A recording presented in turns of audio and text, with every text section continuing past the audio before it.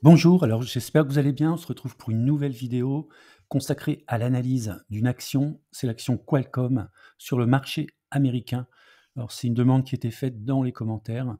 Donc si vous souhaitez que je fasse une analyse d'action, n'hésitez pas à mettre le nom de l'action dans les commentaires et puis si elle me paraît intéressante, j'en ferai une vidéo. On démarre avec un avertissement, je ne suis pas conseiller financier, cette vidéo n'a pas pour but de vous proposer un placement financier ou un quelconque conseil d'achat, mais uniquement un but pédagogique et de partage. Vous restez responsable de vos investissements. Alors, on démarre par la fiche signalétique de l'entreprise. Donc Qualcomm, de son nom Qualcomm Inc., développe et commercialise des technologies pour l'industrie du sans-fil, alors depuis la 3G jusqu'à la 5G, ainsi que du calcul haute performance et basse consommation avec de l'intelligence artificielle embarquée. Alors, les segments sont principalement la téléphonie, donc tout ce qui est mobile, donc que ce soit téléphonie, PC par exemple, mais également tout ce qui est internet des objets, également les véhicules et une technologie qui est principalement vendue auprès de clients qui vont intégrer les technologies Qualcomm à l'ensemble de leurs solutions. C'est ce qu'on appelle de l'OEM, Original Equipment Manufacture. Alors, ce qu'il faut savoir, c'est que la société est basée à San Diego. Elle a un chiffre d'affaires en 2024 d'à peu près un peu en dessous de 40 milliards de dollars, avec une croissance de 9% par rapport à l'année 2023. Elle emploie un peu plus de 50 000 employés dans le monde et elle utilise énormément de ressources pour investir dans la R&D. Un peu plus de 20% des revenus sont investis dans la R&D depuis 2006. Donc ce qui est un gage de bons points, notamment pour le futur. Alors, si on regarde les produits, l'idée, c'est pas de faire le tour de l'ensemble des produits, mais d'essayer d'avoir une vision un petit peu synthétique de ce que fait l'entreprise. Donc, de la mobilité qu'on va retrouver dans les smartphones, les laptops, les tablettes, également tout ce qui est, par exemple, casque ou tout ce qui peut être portable.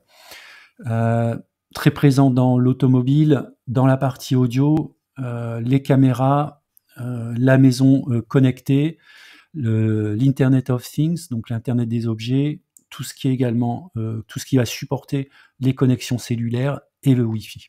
Donc, autrement dit, eh bien, c'est une technologie qui est présente partout. Donc, quelques exemples de produits très connus, Snapdragon, donc qui est un composant qui est généralement qu'on va retrouver par exemple dans les mobiles, dans les ordinateurs. Donc là, j'ai fait un petit extrait en fait d'annonce de la société, donc avec son dernier produit qui s'appelle Snapdragon Elite, c'est la version 8, où elle donne tous les exemples d'utilisation et l'amélioration en fait qui a pu être faite sur ce composant. Avec notamment, on peut voir ici des capacités de génération d'intelligence.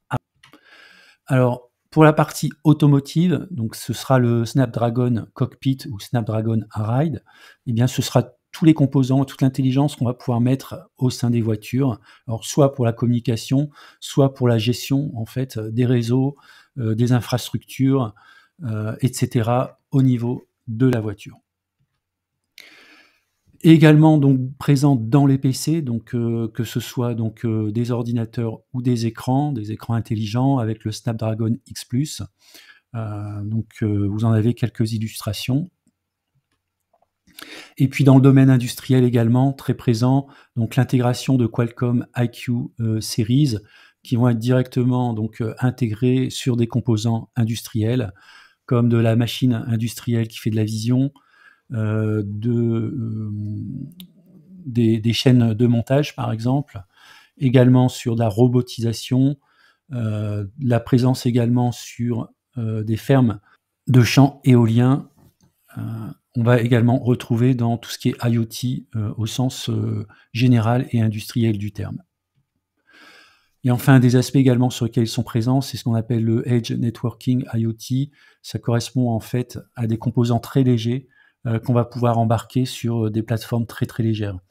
Ça peut être par exemple, ça peut être des poubelles connectées, ça peut être une lumière connectée, ça peut être un vélo, etc. Donc des composants tout petits qu'on va pouvoir intégrer dans n'importe quel type de composants. Alors maintenant, si on regarde les ratios financiers, le compte de résultat, donc 38 milliards pour un EBITDA de 11 milliards, donc on est plutôt pas mal, hein, on est à peu près à 30% d'EBITDA sur revenu. Au niveau de l'efficacité de gestion, on est également très bien. Donc moi, l'indicateur que je regarde, c'est le ROE. On est à 42, ce qui est excellent, même si c'est un petit peu en baisse par rapport à la moyenne des 5 dernières années. Si on regarde maintenant les marges, on peut voir qu'on a une profitabilité nette qui est assez forte, de l'ordre de 25%. Donc là, on est également très très bien. Et puis, c'est une société, si on regarde la dernière ligne tout en bas, qui génère du cash flow un peu plus de 7 milliards pour 1 milliard de dette. Donc, autant dire, il n'y a pas de problème de financement de la dette. Si on regarde le price earning, on est sur des price earnings tout à fait raisonnables, à 17 hein, pour ce type d'entreprise. Maintenant, si on regarde les taux de croissance composés, donc au niveau du revenu, on a un très bon taux de croissance, donc sur les 3 dernières années de 5%, sur les 5 dernières années de 14%, et sur l'année en cours, on est entre 8 et 19%.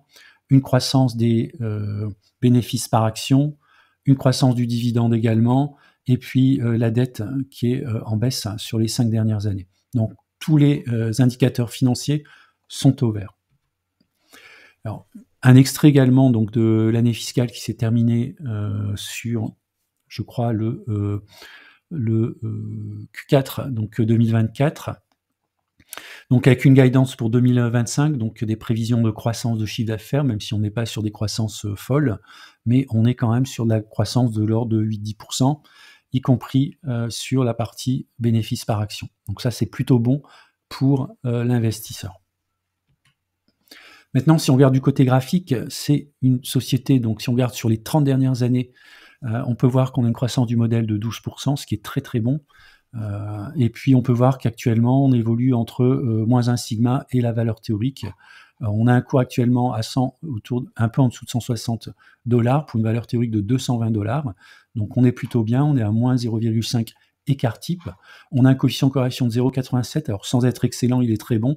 Ça veut dire que l'évolution du cours est quand même assez proche de sa droite de régression théorique, ce qui est plutôt une bonne chose pour un investisseur. Maintenant, si on regarde sur le court terme, donc on a eu un niveau assez haut autour des 232 $. On a une petite correction qui s'est mise en place depuis le mois de juin 2024.